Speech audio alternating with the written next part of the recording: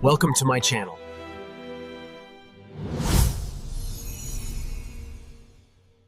The morning sky over Lochdub was a startling, brilliant blue, completely devoid of the usual clouds that like to sit heavy on the mountains. A crisp, biting frost clung to the heather, sparkling like crushed glass in the weak sunlight. It was the kind of perfectly clear Highland day that made tourists weep with joy and locals suspicious that a blizzard was waiting in ambush. Police Constable Hamish Macbeth was sitting on a wooden bench outside his police station, stretching his long, lanky legs and soaking up the cold sunshine. His flaming red hair caught the light, and his hazel eyes were half closed in an expression of profound, undisturbed laziness. Beside him, his dog, Tozer, let out a deep sigh and rested a heavy head on Hamish's boot. Through the station's open window, the telephone began to ring. It had a sharp, demanding trill that usually meant headquarters in Strathbane were trying to ruin his day. Hamish took a slow, deliberate sip from his mug of black coffee. It was hot, strong, and deeply comforting.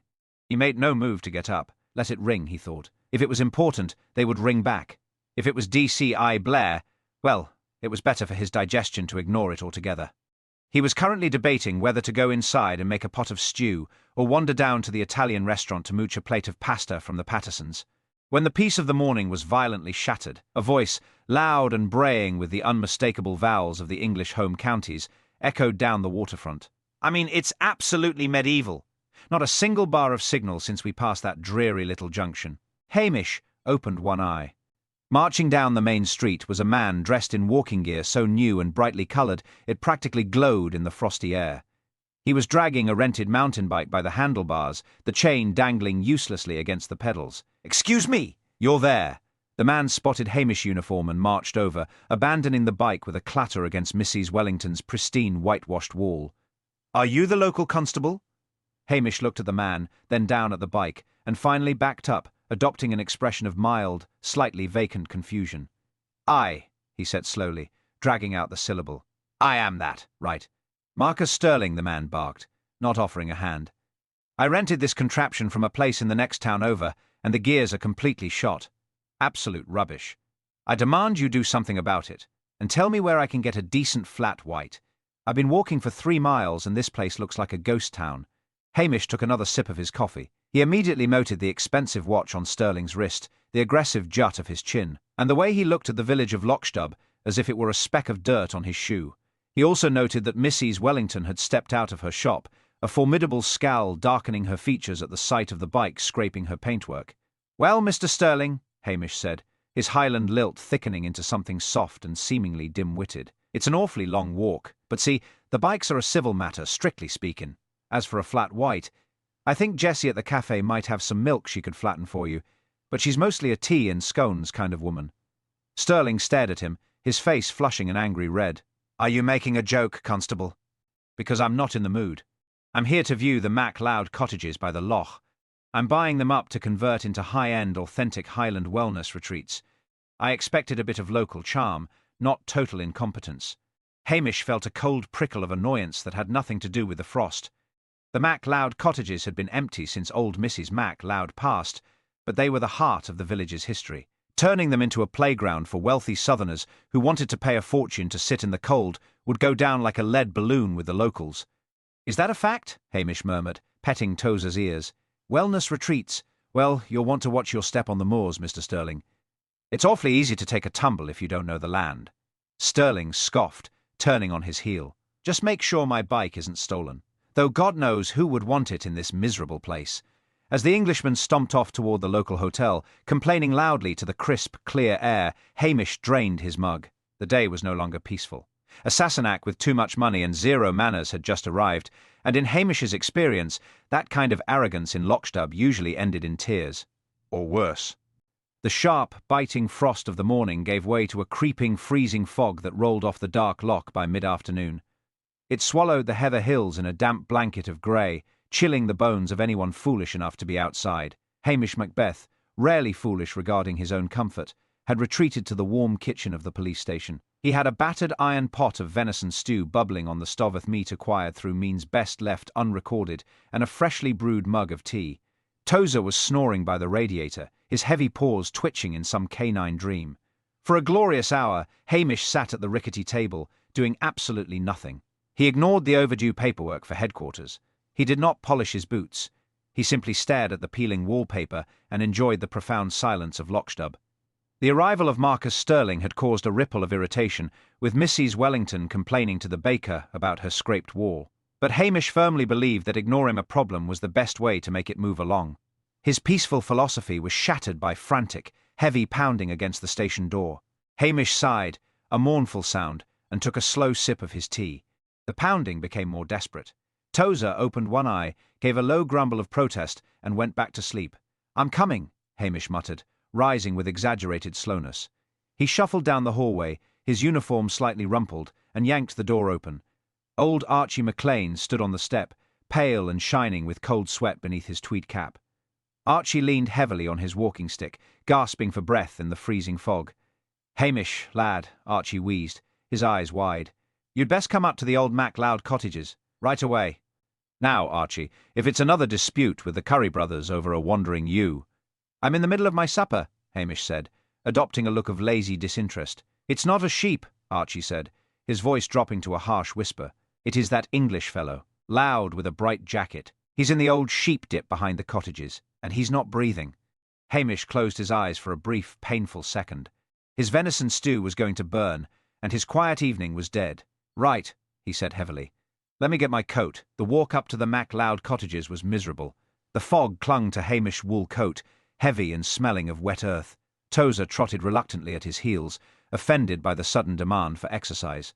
When they reached the dilapidated stone cottages that Sterling had boasted about buying, Archie pointed a trembling finger toward the rusted, overgrown sheep dip trough at the edge of the property. Hamish approached slowly, hands deep in his pockets, looking every inch the sleepy, reluctant rural bobby.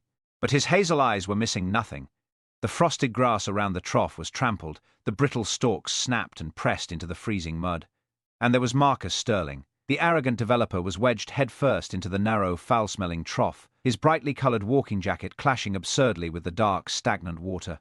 His legs, clad in expensive hiking trousers, stuck up awkwardly in the air, caught in a tangle of old, rusted wire fencing that had been dragged over the trough. It was a thoroughly undignified, ridiculous way to die. Hamish squatted on the edge, careful not to disturb the mud. The man had not just tripped.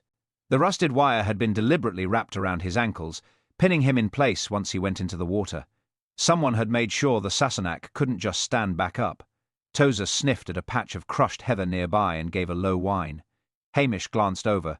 There, half buried in the mud and frost, was a single, pristine silver button, the kind you might find on a very expensive, traditional tweed jacket. It certainly didn't belong to the neon-clad corpse. Hamish sighed again, the sound lost in the damp fog. He stood up, staring at Marcus Sterling's ruined figure.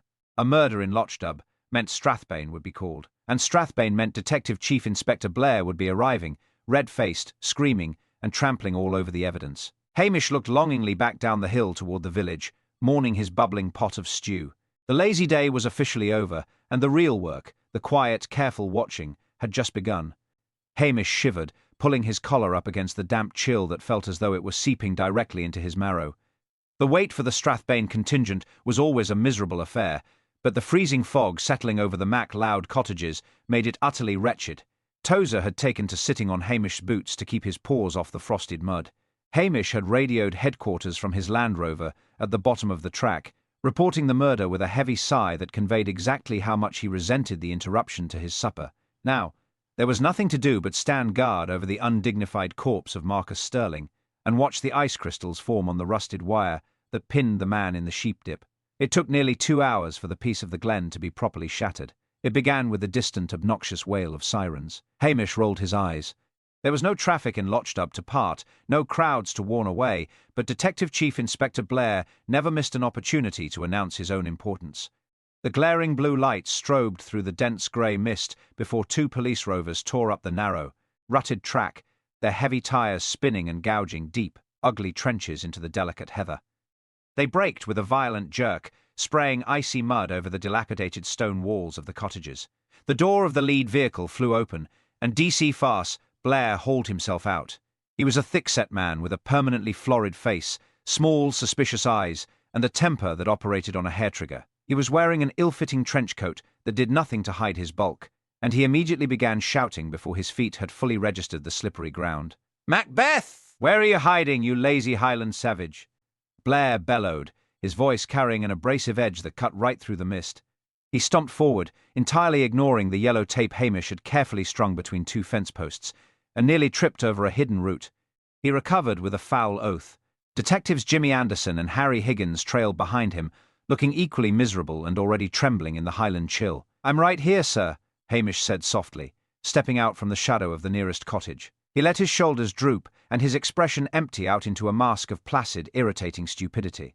Blair marched up to him, jabbing a thick, nicotine-stained finger into Hamish's chest. "A murder? Here? In this godforsaken mud pit? I suppose you were asleep in some crofter's barn while this Sassenach was getting himself drowned. Look at you. The uniform looks like it was ironed with a brick. What in God's name happened?" "Well, sir," Hamish began, his accent thickening to the point of near incomprehensibility, "Archie McLean found him just afore dark. Stuck head first in the old trough, he is. Someone wrapped the fencing wire round his legs so he couldn't pull himself out." Blair shoved past Hamish, marching heavily toward the edge of the sheep dip. His heavy brogues trampled directly over the patch of frosted mud where Hamish had previously stood, completely obliterating any faint footprints that might have been left behind by the killer. Hamish felt a familiar surge of frustration, but suppressed it beneath a blank stare. His hand casually rested in his deep uniform pocket, his fingers brushing against the cold, pristine silver button he had safely removed from the scene, long before Blair's heavy boots arrived. Blair stared down at the neon-clad legs sticking out of the stagnant water and gave a loud, dismissive snort. "Right! It's obvious, isn't it? A mugging gone wrong. Some thieving local yokel saw the fancy clothes, tried to roll him for his wallet, panicked, and shoved him in the water. His wallet is still in his jacket pocket, Mr. Blair," Hamish said softly. "I checked." Blair's face flushed a deeper, angrier shade of purple. "Don't you get clever with me, you insolent string bean. So it wasn't a robbery. It's a land dispute. These locals are entirely feral when it comes to property. Where is the man who found him? McLean, you said." "I know him. A poacher and a drunk. Archie is waiting by my Land Rover, sir, but he's got awful bad arthritis. He could barely walk up the hill, let alone wrestle a fit young man into a trough," Hamish offered, his tone perfectly innocent. "I'll decide who is physically capable of murder in my investigation." "Macbeth!" Blair roared, turning away from the trough. "Anderson! Higgins! Get this area cordoned off properly, not with this pathetic bit of string. And you, Macbeth, get out of my sight. Go stand at the bottom of the road and direct traffic, and try not to fall asleep doing it. I'll be having McLean in an interview room within the hour. The case is as good as closed." Hamish touched the brim of his peaked cap with a sloppy salute. "Aye, sir. As you say." He turned and began the slow walk back down the hill, Tozer trotting happily ahead, relieved to be leaving the vicinity of the shouting man. Let Blair waste his breath bullying poor old Archie McLean, Hamish thought. It would keep the DCI entirely occupied and out of the way. Meanwhile, Hamish had a silver button in his pocket, a ruined pot of venison stew to mourn, and a village full of secrets to uncover over a quiet cup of tea. Hamish stood at the bottom of the muddy track for precisely 4 minutes, faithfully executing DC Firs' orders to direct the absolute zero cars passing through the village of Lockdub. The freezing fog had settled so thickly over the waterfront that the street lamps had flickered on hours early, casting weak, watery halos against the gloom. Tozer leaned heavily against Hamish's calves, letting out a pitiful, rattling whimper that clearly communicated his thoughts on Strathbane police procedure. "Aye, you're right," Hamish murmured, patting the dog's broad, damp head. "It's a tragic waste of a good evening, and my stomach is thinking my throat has been cut." Leaving the imaginary traffic to direct itself, Hamish abandoned his post and ambled down the main street. The air smelled sharply of wood smoke and the icy salt water of the loch.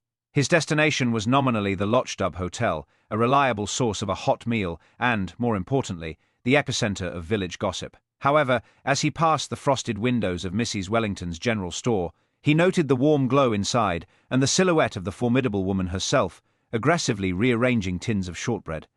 Hamish pushed the heavy wooden door open, the little brass bell chiming cheerfully above his head. The blast of heat from the paraffin heater in the corner was a physical relief against his chilled skin. "I'm closed, Hamish Macbeth," Mrs. Wellington snapped without turning. "And if you're here to ask about my missing digestive biscuits, I already told you I suspect the Curry brothers. Now, Mrs. Wellington, would I be bothering you over biscuits on a night like this?" Hamish said, peeling off his heavy, damp uniform coat and hanging it casually over a display of wool socks. He leaned his tall, lanky frame against the counter, putting on his most pathetic, boyish look. "I've been standing out in the freezing fog for hours. The Strathbane men are up at the Macleod cottages, shouting at the heather. I was just hoping to warm my bones for a minute before I froze solid." Mrs. Wellington huffed, turning around with a stern scowl, but her expression softened slightly at the sight of his dripping red hair.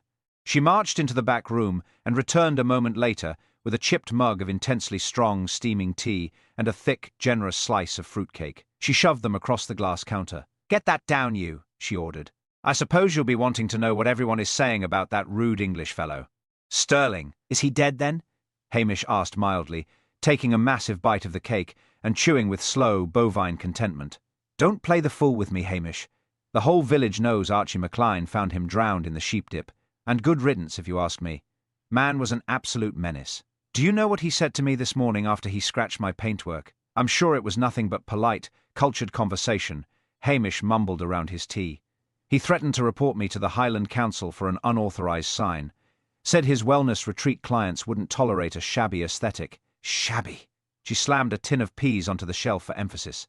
"But he picked the wrong village to throw his weight around. I wasn't the only one he crossed today." Hamish's ears pricked up, though his face remained a perfect mask of lazy indifference. He took another sip of tea, letting the silence stretch until she felt compelled to fill it. "Oh? Who else was he bothering?" "I saw him through the window, not 2 hours before Archie found him," Mrs. Wellington said, lowering her voice conspiratorially and leaning over the counter. "He was standing right outside the Italian place, having a furious row with a gentleman, pointing his finger, red in the face, a lot of it." "A gentleman?" Hamish asked. "A tourist?" No. Local, or local enough. Dressed up to the nines in proper estate tweeds, thick green wool, +4s, and a jacket with fancy silver buttons shining in the mist. I couldn't see his face, mind you, because his back was to me, but Sterling looked like he was going to burst a blood vessel." Hamish slipped his hand into his deep pocket, his thumb gently rubbing the cold, raised Celtic pattern of the silver button he had taken from the mud. Descriptions of expensive real estate tweeds narrowed the field considerably. Lochdub had its fair share of eccentric characters, but only a handful of men clung to the old, aristocratic ways of dressing for a simple trip into the village. "Did you catch any of what they were saying?" Hamish asked, scraping the last crumb of fruitcake from the counter. Sterling was shouting about boundaries and rights of way. The other man just stood there, straight as a rod, and then turned and walked up the hill path toward the cottages. Sterling went marching right after him, looking for a fight. "Fascinating," Hamish said softly. He finished his tea, the warmth finally returning to his fingers. DCI Blair was currently ripping a confession out of a terrified, arthritic pensioner for a crime of physical brute force. Meanwhile, Hamish had just acquired motive, opportunity, and a matching description for the physical evidence residing safely in his pocket. He thanked Miss Eyes. Wellington, with a charming, lopsided smile, gathered his damp coat and stepped back out into the freezing fog. The night was bitter cold, but the hunt was finally warming up. Stepping out of the warm, spice-scented haven of Mrs. Wellington's shop, Hamish pulled his collar up against the biting, freezing fog that still choked the streets of Lochdub. The village was practically entombed in the grey mist, the silence broken only by the crunch of his own boots on the icy pavement and Tozer's rhythmic, miserable panting. He needed to identify a man in old-fashioned estate tweeds who cared deeply about property lines, and there was only one person in the vicinity who possessed an encyclopedic knowledge of the local gentry's eccentricities and wardrobes. He turned his steps away from the waterfront and began the long, winding trudge toward the Tommel Castle Hotel. Arriving at the grand stone edifice, Hamish bypassed the main entrance, opting instead to slip through the side terrace doors. The heavy velvet curtains were drawn against the Highland chill, but a roaring log fire illuminated the private sitting room. Sitting in a high-backed leather chair, looking as perfectly composed and icy as the weather outside, was Priscilla Halberton Smythe. Her blonde hair caught the firelight, and she looked up from her book with a familiar mixture of fondness and mild exasperation as Hamish and his dank dog intruded upon her solitude. "Hamish," she said, her crisp, upper-class accent a stark contrast to his own soft Highland burr. "I heard the sirens earlier. And now you are tracking half the moor onto the Persian rug. I assume DCI Blair has arrived to make everyone's life a misery." "Aye, Priscilla," Hamish sighed, sinking into an armchair opposite her and letting his long legs stretch out toward the hearth. "He's currently terrifying old Archie McLean into a false confession over the drowning of that English developer. Do you think there might be a spare drop of whiskey for a freezing policeman, and perhaps one of those tiny sandwiches they serve in the dining room. Priscilla rang a small brass bell on the side table, ordering a tray of roast beef sandwiches and a generous measure of single malt from the hovering staff. Hamish watched her, feeling the familiar, painful tug of affection he always harbored for her, mingled with the stark realization of the vast social gulf between them. She was a creature of high tea and estate management. He was a village bobby who poached his own dinner. Yet, she was the sharpest mind he knew. When the whiskey arrived, Hamish took a grateful swallow, letting the amber liquid burn away the lingering chill of the sheep dip. "Tell me, Priscilla," he said casually, picking up a perfectly triangular sandwich, who in the district still insists on wearing heavy green estate tweeds. The old-fashioned sort, with silver buttons. Priscilla frowned, resting her chin on her hand. Green tweeds. Well, most modern shooting parties wear lighter, technical fabrics now. If you're talking about heavy, traditional estate weave with silver buttons, that sounds very specific. It sounds exactly like Major Hector Forbes. Hamish chewed his sandwich slowly. Major Forbes. The one who lives in that crumbling stone pile on the other side of the MacLeod cottages. The very same, Priscilla confirmed, her eyes narrowing as she sensed the direction of his thoughts. Hector is notoriously old school. He wears his grandfather's tailored suits. He is also entirely bankrupt, completely irascible, and fiercely territorial. Why do you ask? Oh, just a bit of village gossip. Hamish lied smoothly, taking another sandwich. Seems our deceased Mr. Sterling was having a shouting match with a man matching the description earlier today. Something about boundaries and rights of way. Priscilla let out a soft, knowing breath. That would do it. The Forbes estate has a historic access right that cuts right through the back of the MacLeod land. It's the only way Hector can reach his salmon beat on the river without walking 3 extra miles. If Mr. Sterling bought the cottages to build a wellness retreat, the first thing he would do is try to fence off the property for privacy. He would have tried to extinguish the right of way entirely. And Major Forbes would not take kindly to a Sassenach putting a fence across his ancestral walking path. Hamish murmured, staring into the flames. Hector Forbes, Priscilla said gravely, would consider it an act of war. He has a terrible temper, Hamish. But surely he wouldn't stoop to drowning a man in a sheep dip. Murder is rarely dignified, Hamish said softly. He finished his whiskey and stood up, brushing a non-existent crumb from his uniform. He looked down at Priscilla, feeling a sudden reluctance to leave the warmth of the fire and her quiet, sharp company. Thank you for the supper, Priscilla. You're a marvel, as always. Be careful, Hamish, she warned, watching him head for the door. If Hector Forbes is involved, he won't be bullied like the villagers, and if DC Vice Blair finds out you're investigating behind his back— Blair is entirely occupied with his own brilliance, Hamish said with a lopsided smile. He stepped back out into the freezing fog, his mind racing. He had his suspect, he had his motive, and he had the silver button securely in his pocket. Now, he just had to prove it before Blair officially charged an innocent man. The walk back to the Lochdub police station was a bleak exercise in enduring the Highland winter.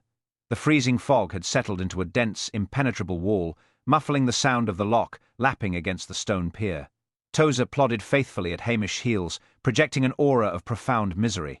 As they approached the small, whitewashed station house, the harsh glare of fluorescent lights spilled out onto the frosted pavement, accompanied by the unmistakable sound of Detective Chief Inspector Blair at full volume. Hamish paused with his hand on the brass doorknob, taking a deep, steadying breath. He arranged his features into a mask of blank, uncomprehending innocence and pushed the door open.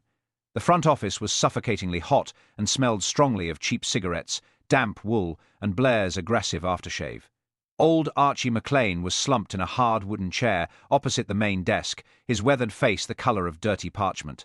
He was trembling violently, his knobby hands clutching a stained flat cap to his chest. Blair stood over him, looming like an angry crimson gargoyle, jabbing a thick finger at a typed sheet of paper on the desk. Jimmy Anderson and Harry Higgins hovered awkwardly by the filing cabinets, looking exhausted. "Sign the bloody paper, McLean," Blair bellowed, spittle flying from his lips. "You hated the man! He threatened to call the council on your poaching. You followed him up to the cottages, shoved him in the dip, and wrapped the wire around him to make sure he didn't climb out.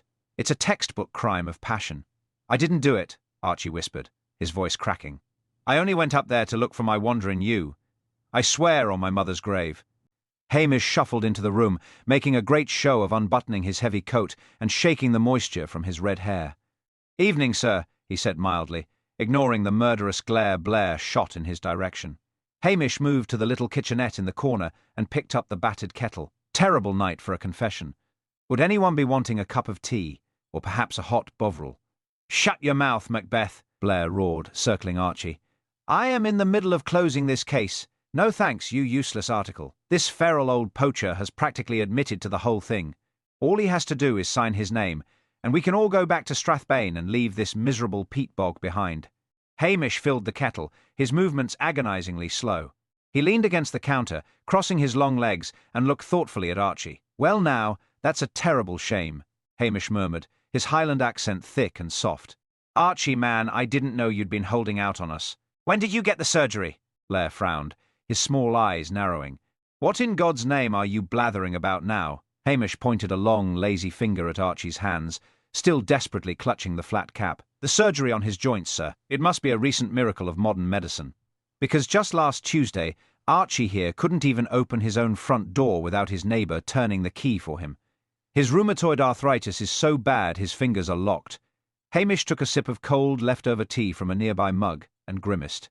Whoever shoved our Mr. Sterling into that trough took a heavy gauge, rusted agricultural fencing wire, and twisted it tight around his ankles. It takes 2 strong hands and a fierce grip to bend wire like that. Archie couldn't bend a pipe cleaner if his life depended on it. So, unless he wrestled a grown man into a sheep dip and bound his legs using the sheer power of his mind, I'd say he's going to have a hard time holding that pen to sign your paper. A heavy, suffocating silence descended on the room. Anderson coughed nervously into his hand and looked at the floor. Blair stared at Archie's gnarled, swollen knuckles, the angry red colour draining from his face, only to be replaced by an even darker, apoplectic purple. He snatched the typed confession from the desk, crumpled it into a tight ball, and hurled it into the waste-paper basket with a vicious oath. "Get him out of here!" Blair hissed, a vein pulsing dangerously at his temple. "Get this old fool out of my sight before I arrest him for wasting police time." Hamish gently helped a sobbing Archie to his feet, guiding the frail man out into the freezing night. He felt a quiet satisfaction at ruining Blair's triumph, but it was short-lived. If Archie was innocent, the obvious suspect remained the man in the green tweeds. After ensuring Archie was safely walking toward his cottage, Hamish slipped his hand into his pocket, his thumb tracing the cold silver button. He needed to pay a visit to Major Hector Forbes, but something about Mrs. Wellington's story was bothering him. Major Forbes was a proud, arrogant man, but he was also a gentleman. He would not engage in a screaming match in the middle of the village street.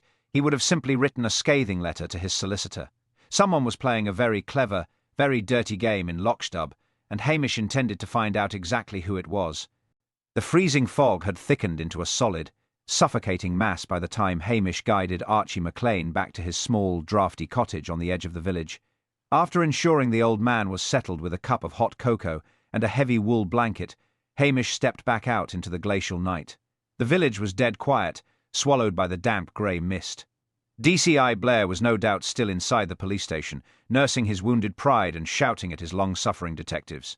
This gave Hamish the perfect window of opportunity. He whistled softly for Tozer, who emerged from the shadows with a profound groan of protest, and began the long, uphill trek toward the crumbling ancestral home of Major Hector Forbes. The Forbes estate sat on a rise overlooking the loch, though tonight it was completely invisible behind the wall of fog. The long driveway was badly rutted and overgrown with skeletal rhododendron bushes that scraped violently against Hamish uniform trousers. There were no warm lights blazing a welcome. The great stone house loomed in the darkness like a decaying mausoleum. Hector Forbes was notorious for his absolute refusal to pay for electricity when a perfectly good candle would do. Hamish bypassed the imposing front entrance and went around to the kitchen door, pounding the heavy iron knocker. He waited, shivering, until a faint, shuffling sound echoed from within. The door swung inward with a painful creak, revealing the Major holding a flickering oil lamp. He was a tall, gaunt man with a magnificent sweep of white hair and a face carved from Highland granite. But he was certainly not dressed for a public shouting match on village streets. He wore a faded flannel nightshirt under an ancient, moth-eaten dressing gown, and he was leaning heavily on a silver-tipped cane. His left foot was swathed in thick, awkward bandages. "Macbeth!" the Major barked, his voice carrying the automatic, impatient authority of the officer class. "What the devil are you doing prowling around my kitchen door at this hour? I haven't shot a pheasant out of season in months, and if this is about the council tax, you can tell them to go to hell." "Good evening to you too, Major," Hamish said, slipping seamlessly into his most obsequious, simple-minded persona. "I was just out walking the dog, you see, and I saw a light. Terrible night to be out. My toes are near frostbitten. The Major glared at him, then down at the shivering bulk of Tozer. He let out a harsh sigh and stepped back. Get inside, man, before you let the draught completely freeze my flagstones. I suppose you'll want tea. Frightful stuff, but the whiskey is firmly locked away.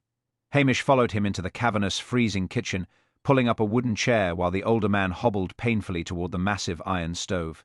Nasty injury you've got there, sir, Hamish observed mildly, watching the Major struggle to lift a heavy kettle. Gout, Forbes spat, the word dripping with venom and humiliation. Bloody embarrassing. Haven't been able to put a shoe on for 3 days. I've been entirely marooned in this freezing pile of rocks. Hamish kept his face perfectly blank, though his mind was racing. 3 days, you say? That's a terrible shame. It must get awfully lonely. I suppose you haven't been down to the village, then? Not even to visit the Italian restaurant? The Major slammed the kettle onto the stove with a resounding clang. Are you deaf, Macbeth? I just told you I haven't left the house. The only person I've seen is the postman, and he's an absolute idiot. Hamish reached into his deep pocket and pulled out the gleaming silver button, placing it gently on the scrubbed wooden table. The glow of the oil lamp caught the raised Celtic knotwork on its surface. Then I don't suppose you'd know how this came to be sitting in the mud up by the old Mac Loud sheepdip. Major Forbes turned, his eyes narrowing as he peered at the button. He leaned closer, his craggy face suddenly flushing with a dark, dangerous anger. That is from my heavy green estate tweed, the jacket my grandfather had tailored in Inverness. Where in God's name did you get that? As I said, sir, up by the Mac Loud cottages. The same cottages that a certain Mr. Sterling was trying to buy before he ended up drowned in the dip this afternoon. Drowned? The Major looked genuinely shocked, the anger momentarily vanishing into the frigid air. The English developer? Good God. Aye, Hamish said softly, his hazel eyes completely serious. And someone wearing your grandfather's green tweeds had a terrible row with him right in the middle of the village just hours before. A row about rights of way. Someone made very sure Mrs. Wellington saw it. Forbes sank heavily into a chair opposite Hamish, staring blankly at the silver button. My grandfather's suit vanished from the mudroom 2 nights ago. I assumed some passing tramp had stolen it for warmth. I didn't report it. I don't care to have Strathbane policemen tromping through my house, cataloguing my misfortunes. Hamish slowly retrieved the button, slipping it back into his pocket. The trap had been brilliantly set. The killer had stolen the suit, staged a public fight to provide a false motive and an obvious suspect, and even planted a button at the scene just in case DC Fuzz, Blair, missed the theatrical display in the village. It was a calculated, cunning misdirection, and that meant the murder had absolutely nothing to do with property lines or Highland pride. The real motive was entirely hidden, buried beneath layers of carefully constructed gossip, waiting for Hamish to quietly dig it up. The freezing air of the Major's kitchen seemed to grow even colder as the realization settled between them. Hamish watched the flickering light of the oil lamp dance in Hector Forbes' tired eyes.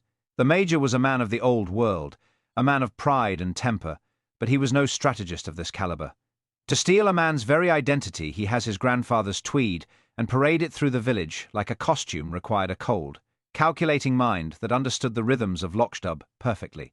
It required someone who knew that Mrs. Wellington would be watching, that Archie MacLean would be on the hill, and that DCY Blair would be exactly as incompetent as he always was.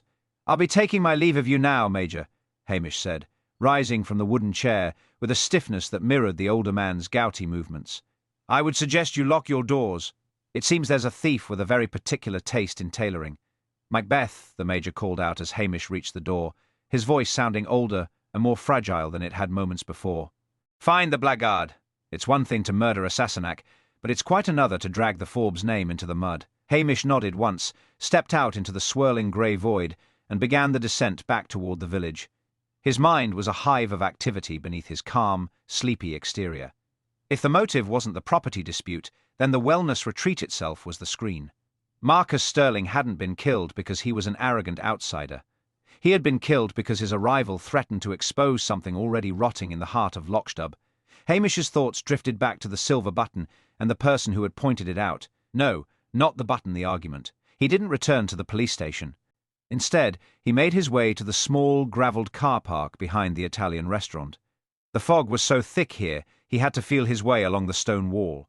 He wasn't looking for a suspect, he was looking for a leak.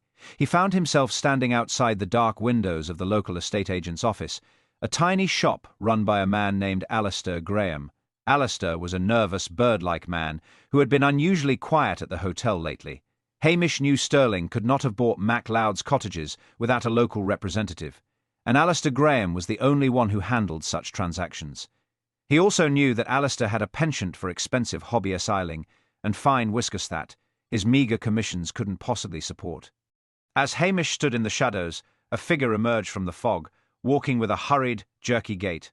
It was Alistair, clutching a leather briefcase to his chest as if it were a shield.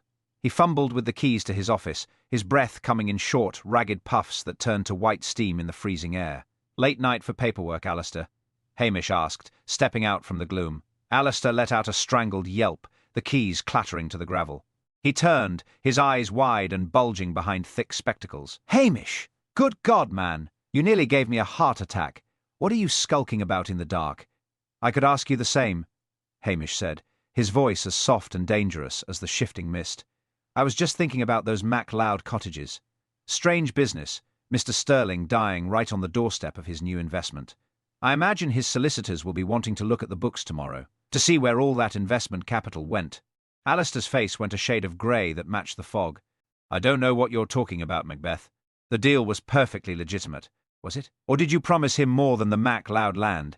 Did you promise him a slice of the Forbes estate, knowing the Major was broke and wouldn't notice a few acres missing from the deed? Until Sterling turned up early and started shouting about it in the street." Alistair's hands began to shake. "It wasn't me. I didn't wear a suit." The slip was tiny, but to Hamish it was as loud as a gunshot. He hadn't mentioned the suit to anyone but Priscilla and the Major. He took a slow step forward, Tozer growling low in his throat. "Now, how would you know about a suit, Alistair? Unless you were the one who told the killer exactly when the Major was incapacitated with the gout." Alistair backed away, his heel catching on the edge of the stone wall. "He said it would be simple. He said we just need to scare him, but Sterling wouldn't listen. He was going to call the police in Strathbane." "Who, Alistair? Who told you to set the trap?" Before the terrified man could answer, the roar of a powerful engine tore through the silence of the waterfront. A pair of headlights cut through the fog like twin daggers, and a car drifted dangerously onto the gravel, pinning them in its glare. Hamish squinted against the light, his hand moving instinctively toward his radio, but he knew he was too far from the station for help to arrive in time. The trap wasn't just for the Major, it was closing on him too. The blinding glare of the headlights transformed the freezing fog into a wall of white fire, forcing Hamish to shield his eyes with one hand while the other dropped to the scruff of Tozer's neck. The dog was no longer whining, he was standing rigid, a low, vibrating snarl echoing from deep in his chest. Alistair Graham, the estate agent, was cowering against the rough stone wall of his office, his briefcase forgotten in the dirt. The car, a sleek, dark-coloured SUV that looked entirely too expensive for the rugged Highland roads, purred with a predatory hum. The driver's door opened with a soft, metallic click. Stepping out into the freezing night was a man Hamish had seen briefly at the hotel. Earlier in the week, a man who had claimed to be a silent partner in Sterling's venture, a quiet Londoner named Julian Vane. Except, as the man stepped into the periphery of his own headlights, Hamish realised he wasn't looking at a city financier. He was looking at a man whose movements were too fluid, whose eyes were too cold, and who was currently wearing a heavy, dark overcoat that didn't quite hide the fact that he was holding a heavy iron tire iron. "Alistair, you really are a pathetic little man," Vane said, his voice as smooth as polished marble and complete and devoid of warmth. He ignored Hamish for a moment, focusing entirely on the trembling estate agent. "I told you to stay home. I told you I would handle the constable. I didn't say anything, Julian. I swear," Alistair squealed, his voice rising to a frantic pitch. Hamish took a slow, deliberate step forward, his tall frame casting a long, skeletal shadow across the gravel. He didn't reach for his baton. He knew that against a man like Vane, a show of force was less effective than a show of stupidity. He let his jaw slacken slightly and adopted a look of bewildered, sleepy confusion. "Now then, Mr. Vane," Hamish said, his Highland drawl thickening until it was almost a caricature. "It's an awful late hour for a driving lesson, and Alistair here was just telling me about some trouble with the paperwork. Seems there's been a bit of a mix-up with the Major's land. A terrible business, truly." Vane turned his gaze toward Hamish. For a second, the mask of the sophisticated businessman slipped, revealing a jagged, violent edge. "Drop the act, Macbeth. I've been watching you all day. You're not half as dim as you pretend to be. You found the button, you cleared the old man, and you didn't even let Blair ruin the scene. You're a regular Sherlock Holmes in a cheap uniform." "Oh, I wouldn't go that far," Hamish murmured, his eyes tracking the tire iron. "I just like a quiet life." "And murdering people in sheep dips tends to bring in the Strathbane police, which is the opposite of quiet." "Why did you do it, man?"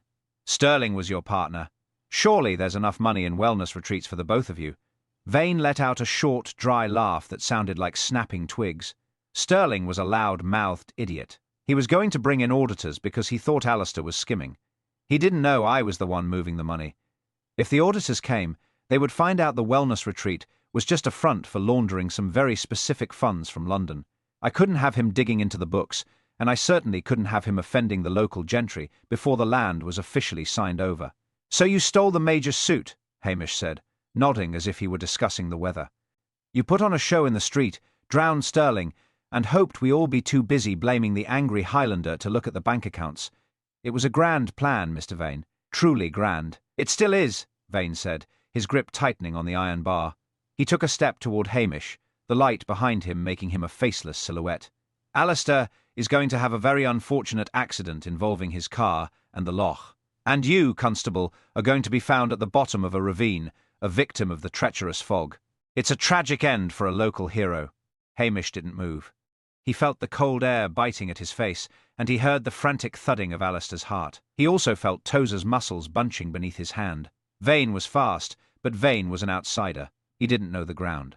He didn't know that 3 feet to his left, the gravel gave way to a slick, moss-covered drainage ditch that stayed frozen and treacherous all winter. "You're probably right," Hamish said softly, a small, sad smile touching his lips. "The fog is horrible. But you see, Mr. Vane, in Locked-Up, we don't just watch the fog, we know where it hides the holes." As Vane lunged forward, swinging the heavy iron bar in a lethal arc, Hamish didn't retreat. He whistled a sharp, piercing note that echoed off the stone walls and stepped to the side, letting the momentum of the heavier man carry him directly toward the invisible, ice-licked edge of the ditch. The moment Vane's boots hit the treacherous patch of black ice, his sophisticated composure vanished. His feet went out from under him with a violent jerk, and his heavy frame slammed into the frozen mud of the drainage ditch with a sickening thud. The iron bar flew from his hand, clattering harmlessly into the dark heather. Before the killer could even draw a breath to curse, Tozer was upon him, not biting, but looming over him with a deep, territorial rumble that vibrated through the mist, a massive paw planted firmly on Vane's chest. "I wouldn't move if I were you, Mr. Vane," Hamish said, his voice now devoid of any lazy Highland lilt. He stepped over the edge of the ditch, looking down at the struggling man. "Tozer hasn't had his supper yet, and he's an awful picky eater. He might decide you're just the right size for a snack."